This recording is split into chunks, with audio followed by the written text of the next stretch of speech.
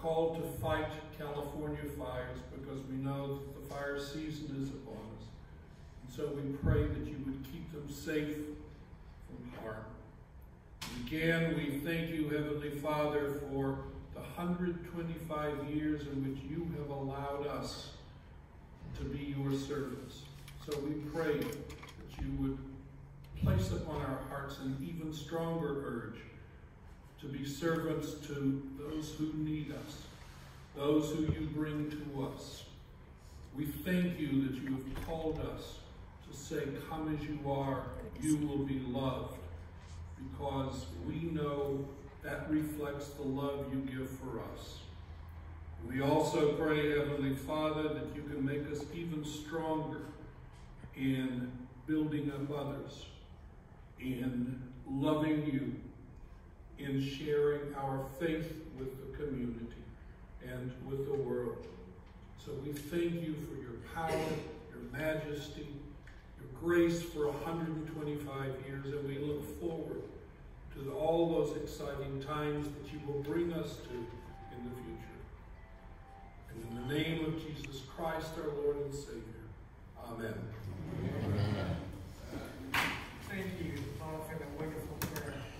I'm going to invite Larry Jett and Mayor Al Nagy to come on the board.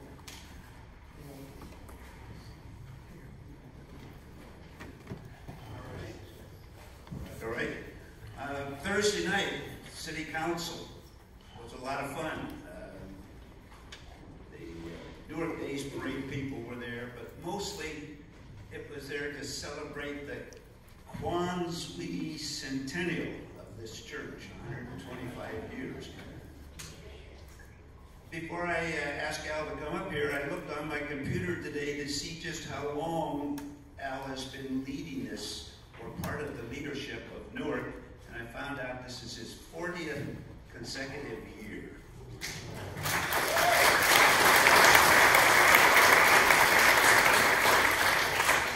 And while I was there, it also had a list of the chairmanships that he's been responsible for in the last 40 years. Chairman of this, chairman of that, throughout all of Alameda County. Folks, this man has more furniture than IKEA. I give you Honorable Alan L. Nagy.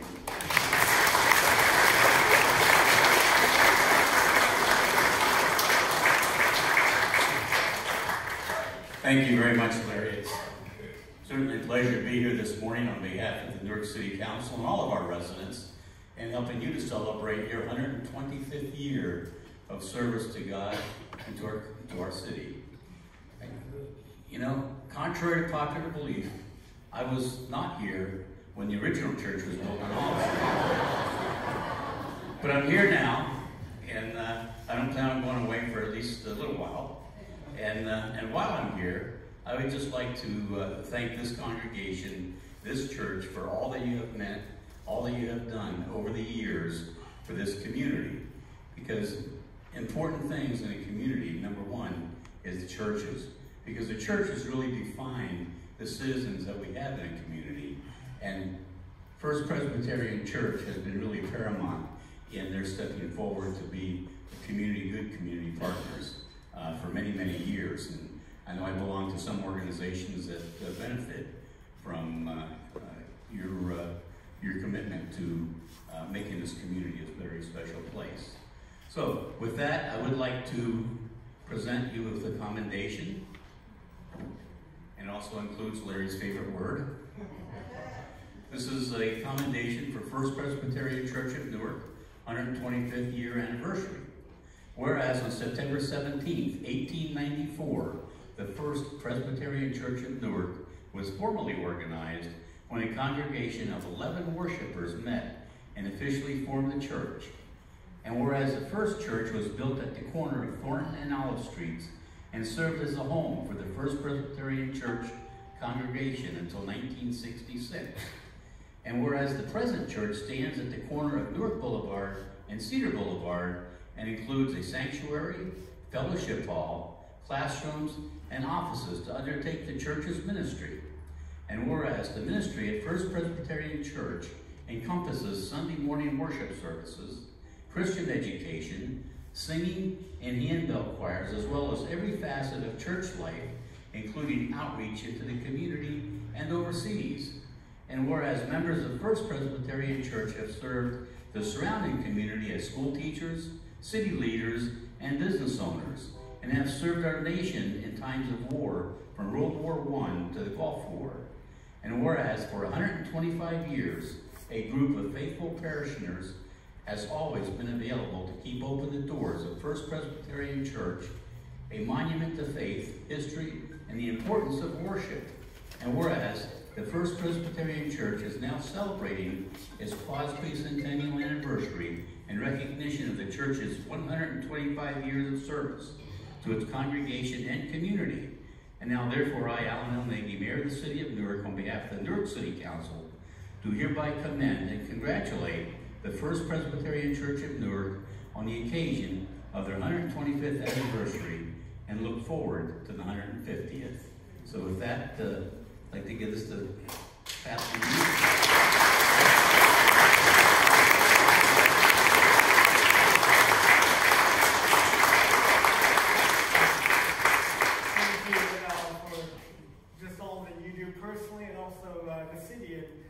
Partnering with us so that we can make a difference in this community. So thank you for being with us this morning. I next one to invite us Vicki on, and she has a guest. Good morning. Anyways, I'm Vicki. I am the current elder of missions, and while we have served many ministries, the one that we've done for the last 10 years is City Team, which you've seen the pictures. So we have Teddy from City Team. So Hi there. Good morning. I wanted to start off by saying thank you so much. You guys have been coming out to City Team before. I've been there about 5 years. And I know you guys predate me. Come out every single month and you help serve dinner. You bring dinner, which is awesome for a volunteer group. It gives the guys in the kitchen a break. They don't have to cook. We serve somewhere around 10,000 to 13,000 meals a month, breakfast, lunch, and dinner, and it's just amazing when a group comes in and brings the food so that the guys in the kitchen kind of get a break. Not only that, you guys have helped out with the House of Hope, donating so that we could do a kitchen remodel, as well as there was another thing, the kitchen tables. You guys brought the kitchen tables for us, so you raised the money to bring them. Well, you didn't bring the tables, but you raised the money. Thank you guys. Without people like you, we couldn't do what we do at City Team. I don't know if everybody knows what City Team is, so I'll give you a quick overview. City Team is a one-year men's life transformation program. It's a discipleship program in downtown Oakland. And we also have a women's program over in House of Hope. It's called House of Hope, and it's in East Oakland. So these are just the two in Oakland. City Team is bigger than that. It's nationwide. But without partnerships from churches like you guys, we couldn't do what we do because we're not government funded at all. So you guys are responsible for helping men that are struggling with drug addiction and alcoholism basically get their lives back, get their families back. I'm a testament to that. My life has changed through City Team. I've been there 5 years. I went through the program and I graduated. I did the internship, and then I'm actually a staff member there, and I've been working there for a couple of years. And I've gotten to watch you guys volunteer there the whole time. So I was working in the kitchen when you guys were coming in, and now I'm like leading volunteer groups, and it's just amazing to see a church that is so committed and so consistent. So just thank you guys, not only personally, but also on behalf of City Team as an organization. You guys are amazing, and congratulations on 125 years.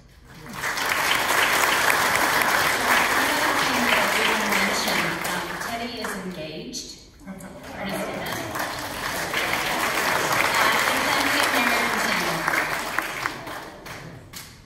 Great, thank you. That is awesome. Yeah, congratulations.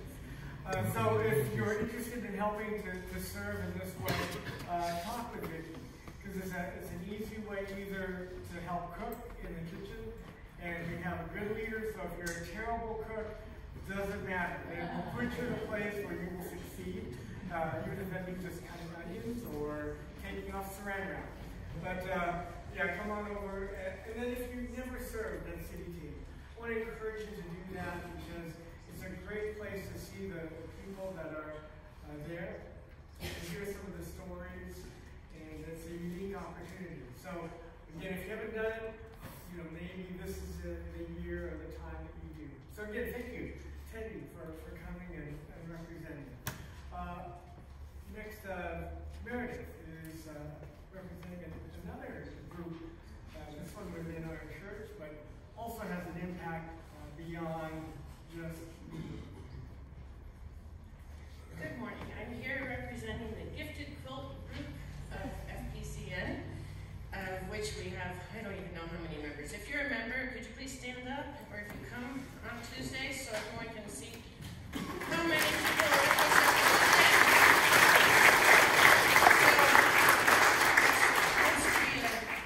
Is there a thing to show on the screen? You may have noticed, there we go.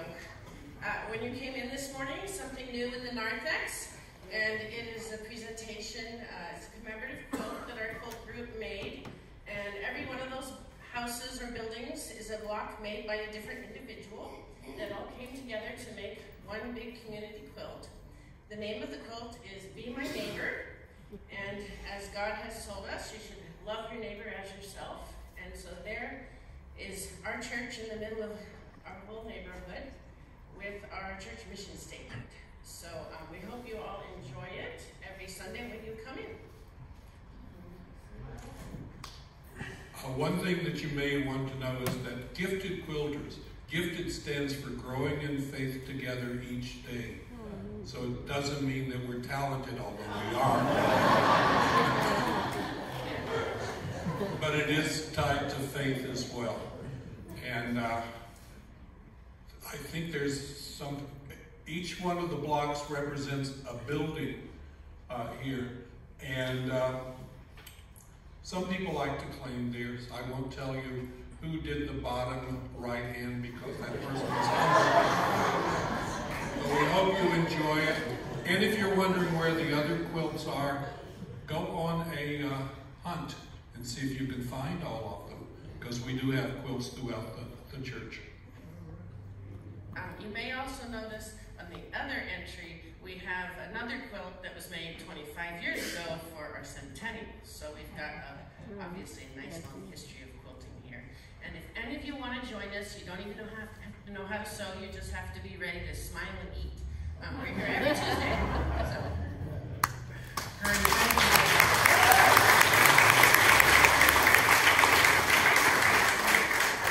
And as you can see, the quilting group is also open to men. So this is not just a men.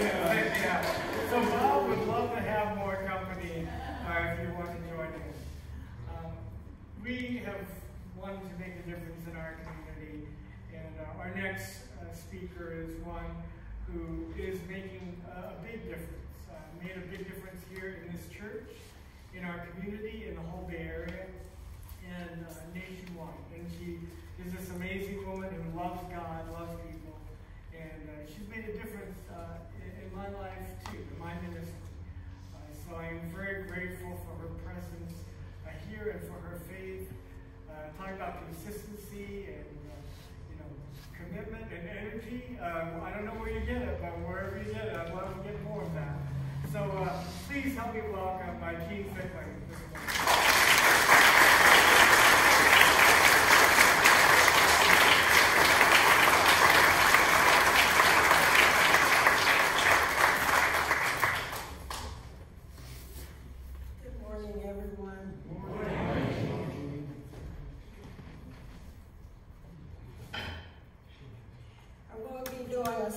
Today, I'll just be sharing my walk with the Lord since I've been here.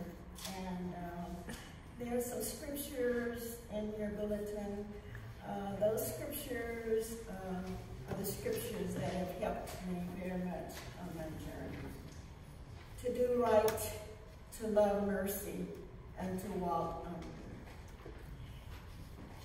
We came to Newark December 29th, 1963, from Richmond, where Herman had lived since 1943. In an effort to shorten his commute to Lockheed Sunnyvale, we had planned to live in Hayward. But on the day to pick up the key, we were told that we couldn't get the house. But there was a house in Newark that the realtor would rent to us, but he didn't want us to tell anyone he rented it to us. So that was flag number 1.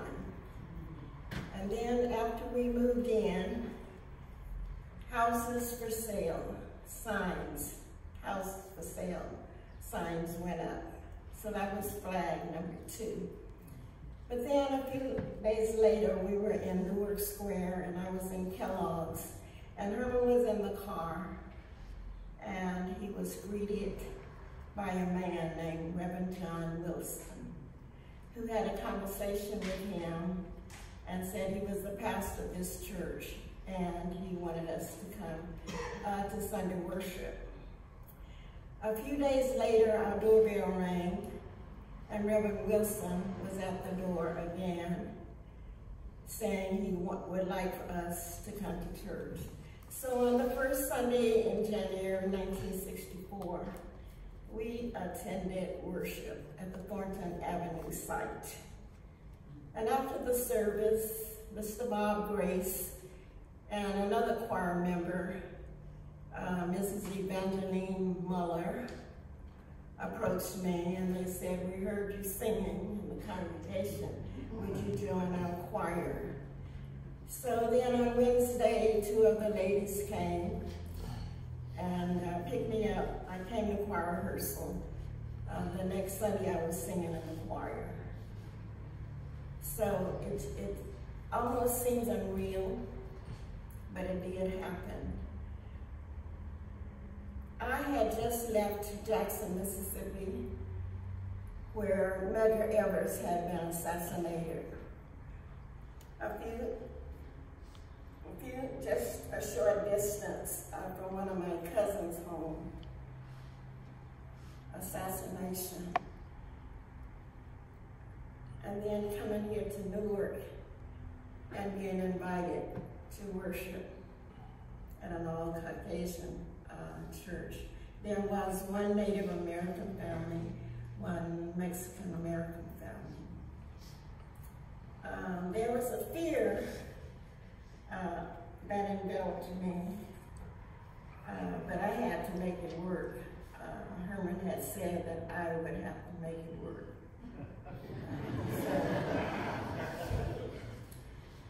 The 23rd Psalm stayed with me, and Psalm 91, for he will order his angels to protect you wherever you go. So I wanted to share that, kind of give you a prelude to my journey here. So I did take the classes and joined the church and continued to sing in the choir. Reverend Wilson and his family became my other family. And his son John is here today to worship with us. So, moving on, many opportunities were made available to me by being a member of the church. I hadn't planned to teach the first year, but then I did apply for a teaching position. And in my first grade class, September 1964, the daughter of the pastor was in my class, the daughter of the chief of police was in my class, the daughter of the chief of the fire department was in my class, and a city council member's daughter was in my class. That was at music school, 1964.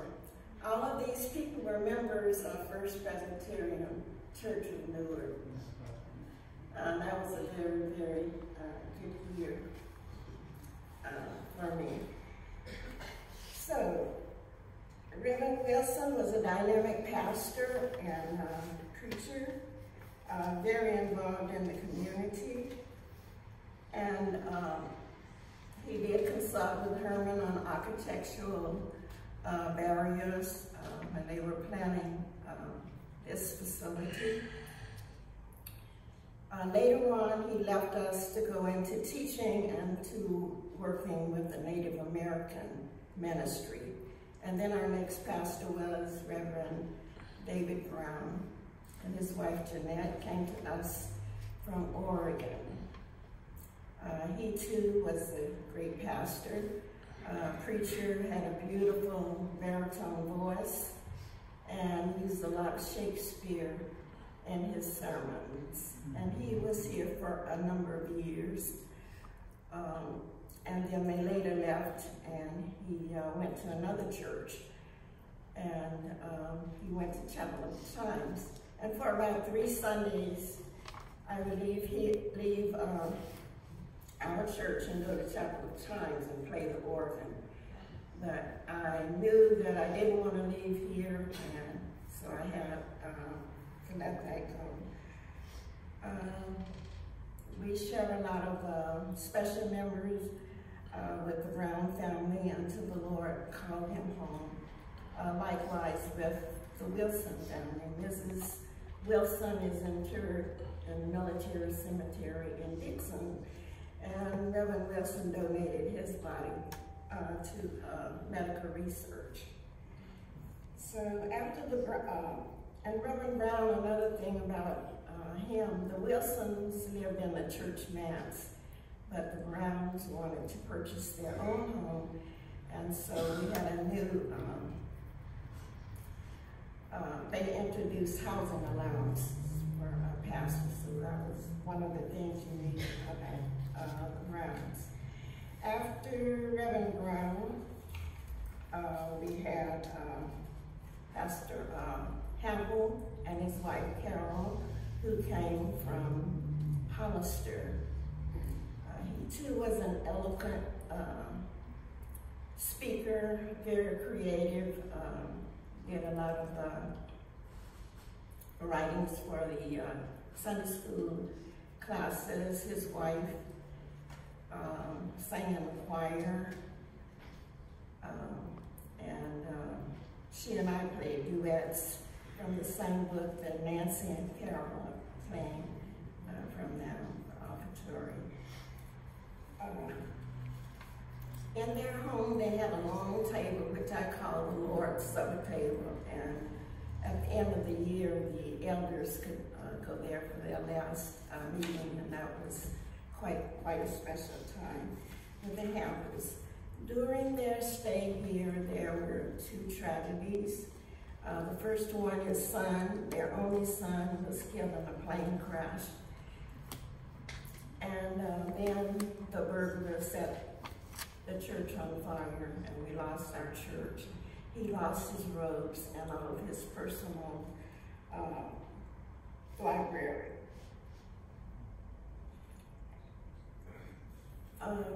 Pastor Hamble was very creative in his sermons, and during his time here, our services were being published in, I think it was either the News Register or Argus. And on a particular week, it was announced that the sermon would be on broccoli. That's what brought Barbara and Leon Brown to the church. The sermon on broccoli. And they stayed and both became elders and deacons, and they were here in the choir for many years. During the same time, Dr. Leroy and Arminta King came from Hawaii, and they also became a part of the congregation and both served as elders in our church for many, many years. And Arminta left to go to advance the feeding program at Centerville Free Dining. So those are some of the special things that happened during the Hampus term. When they retired, they left here, went to Santa Rosa, and eventually they went to Aurora, Colorado. Carolyn has gone home to be with the Lord, and Pastor Bob has just released his 3rd book. And then our next pastor was Reverend Carl Engstrom and his wife, Pat, and they had 2 daughters, Hope and Heather. Pat and Heather worked in Christian education. Pat had a group of women. I think there were about 40 women for Sunday school on Sundays, and I was never able to join that group because during that time I was one of the hosts, saying that people were seated and comfortable here in the sanctuary. The 3rd service was instituted for college students and young adults. And I think that was the first time that we had guitar music for the worship service. One of those young ladies, the pastor's daughter, went to Bible college and eventually became a pastor. She preached here before going to Oregon to be a pastor. Pastor Bud was here for 17 years, and he left only because Pat had a career too, and her job transferred her to Arizona. So that was the reason for them leaving. We had many special interim pastors, Dr. Howard Smith, Reverend Larry Felstrom, Reverend Terry Hedgepeth, Reverend Gary Lawson, Reverend Gary Zaccardi and his wife, who was also a pastor, Rosa. We had Seminarian Aaron Lee, Seminarian Bob Willenbaum, and Pastor Chris Kuhn. So those were some of the pastors in between time who took very good care of us, waiting on our permanent pastors. And then, about 10 years ago, we received our beloved Pastor Garrett, his wife Stephanie, their 2 daughters, and their son Brent. They came from across the bay, and we had waited a long time for them. A luncheon was held on the patio in their honor, and while eating, I noticed Pastor Garrett going around seeing that other people were being served and picking up plates and doing things, and that really caught my eye. I had never seen a pastor doing that, serving, but that's what he did. And I continued to observe him. They did not get their lunch until everyone else had been served. That's a gem. Okay. Now, Pastor Garrett introduced us to a new style of worship. He really didn't want to be up here, so that's why he has that bed there with us. He had us out of the boat. And because he was doing a lot of new things that my daughter has been working on me, like white on rice, to get me to do some things which I haven't budged from.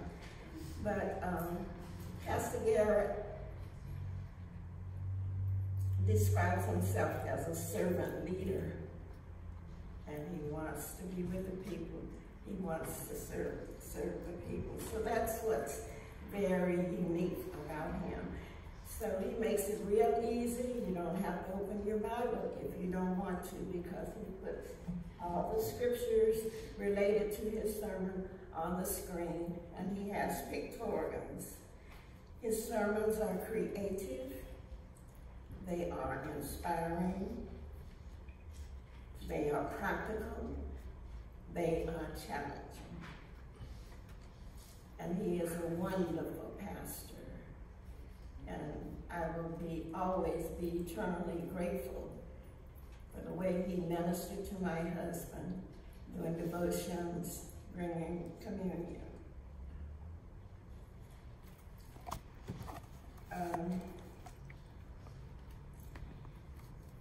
Pastor Garrett is now mentoring some of the elders in the church and allowing them to share on Sunday worship.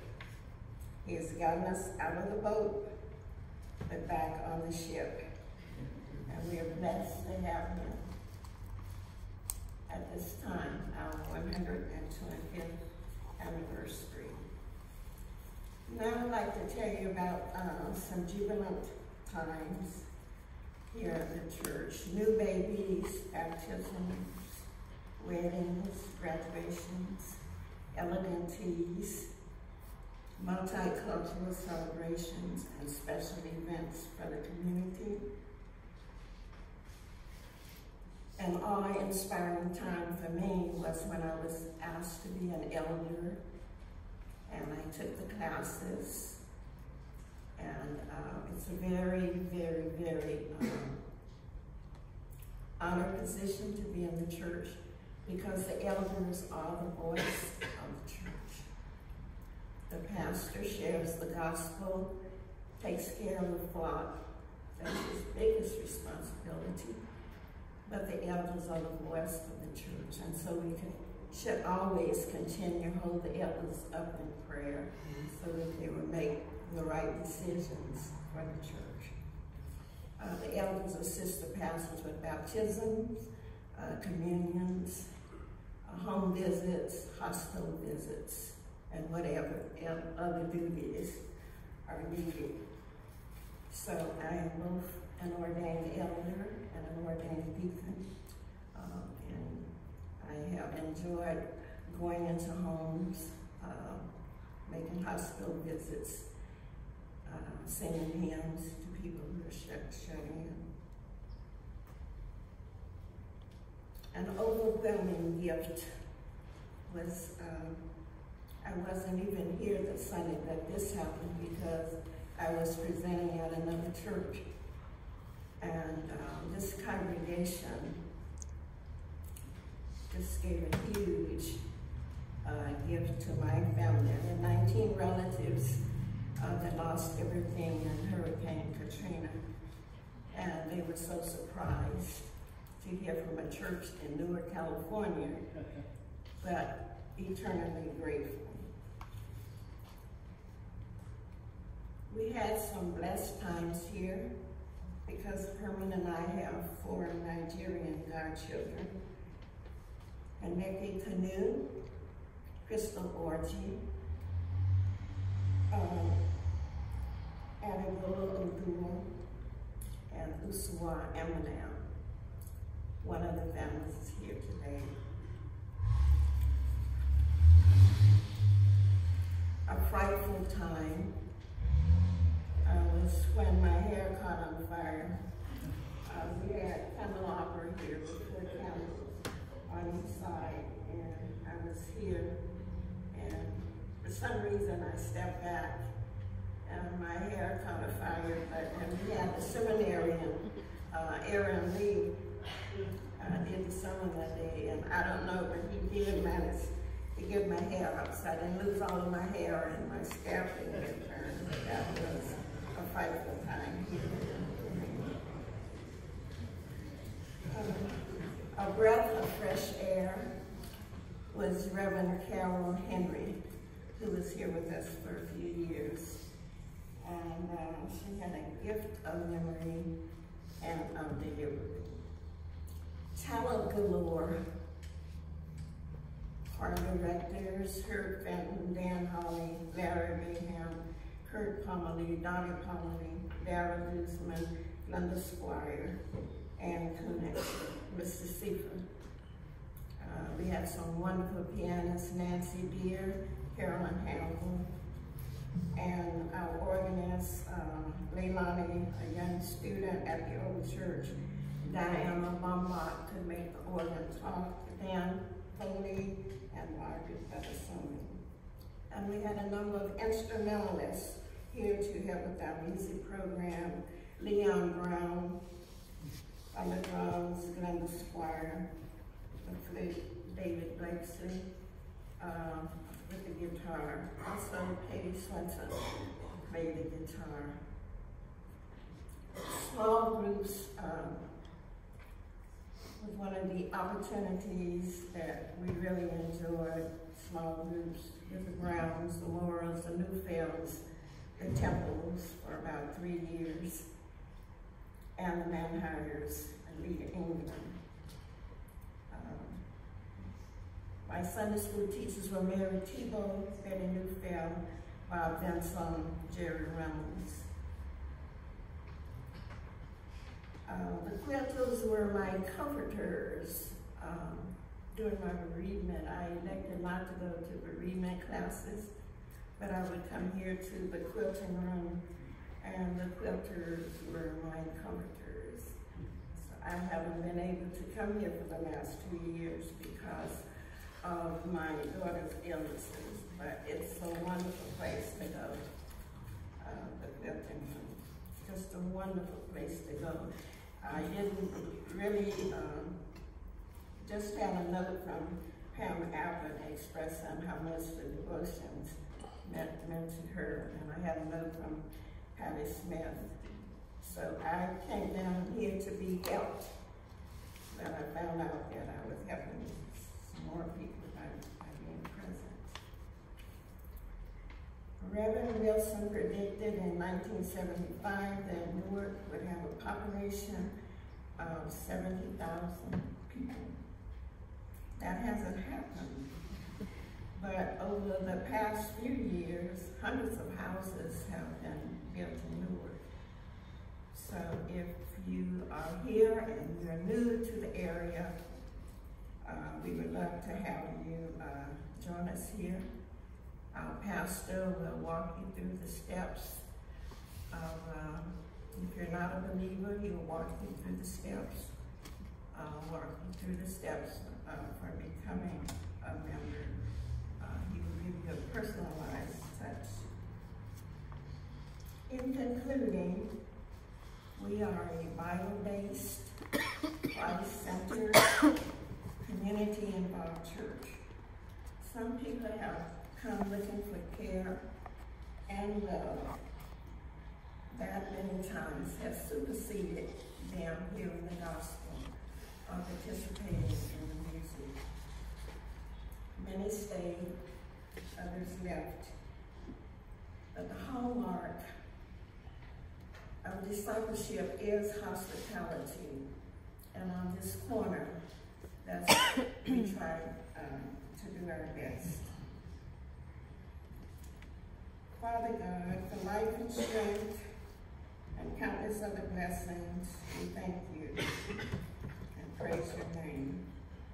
And we thank you for who we are and for whose we are. And in your Son, Jesus' name, we pray. Amen. Amen.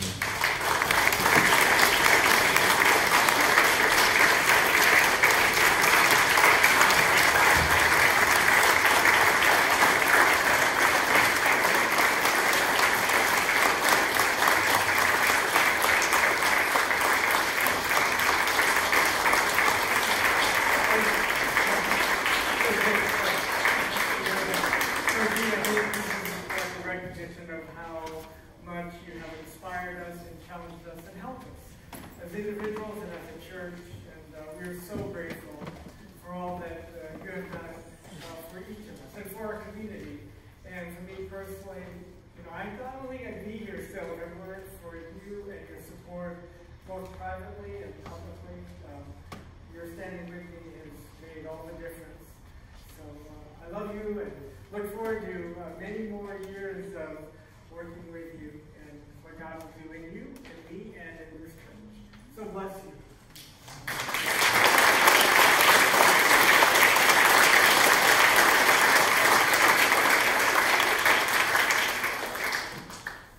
You've heard a lot today. Just kind of touches on a variety of ways we want to love God, build up others, and share our faith. And so if you are a visitor, or you, we hope that this is a place where you can journey with God, and there's loving, wonderful people who enjoy life and laughter and food. We are not perfect, but we're a great place to be. So again, I hope that you will come back this afternoon. You'll hear kind of another side of our church, all the musical side. Cecil will be there, but we'll have a number of, well, you haven't heard the bells, so you got to come back. And then a special treat is Christine, who is our accompanist before she went on a mission trip to the Middle East, will also be coming back and being a part of this afternoon. So with that, I'm going to turn it back over to Sifa. So please stand for a final song together. I've got joy in my heart. I've got joy in my heart. I've got joy in my heart because of you, my Lord. I've got joy in my heart. I've got joy in my heart. I've got joy in my heart because of you. I've got a smile on my face. I've got a smile on my face.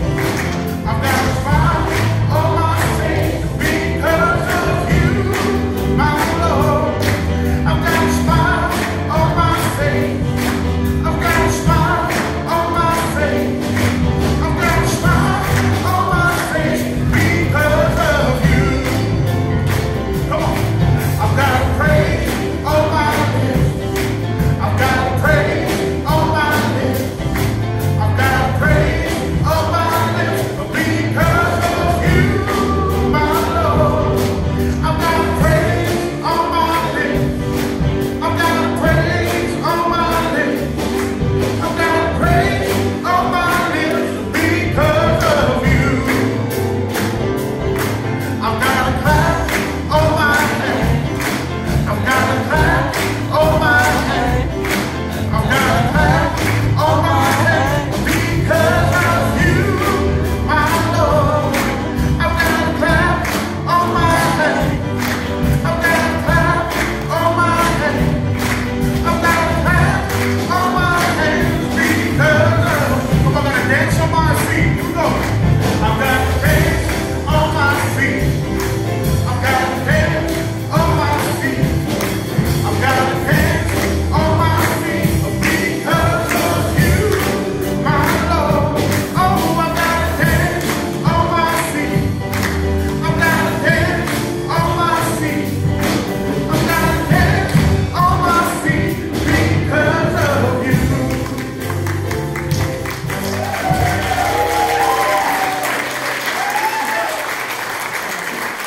Thank you. That's another Presbyterian song, but hey, that's what we do. And I will admit, I am rhythm challenged, so I'm glad Steve is here doing that for us. So after the service, I want to invite you all to the fellowship hall for goodies and coffee and fellowship. And after the blessing, I'll ask you to invite each other, greet one another. But we're so glad we could be here to celebrate what we're doing here, what God is doing.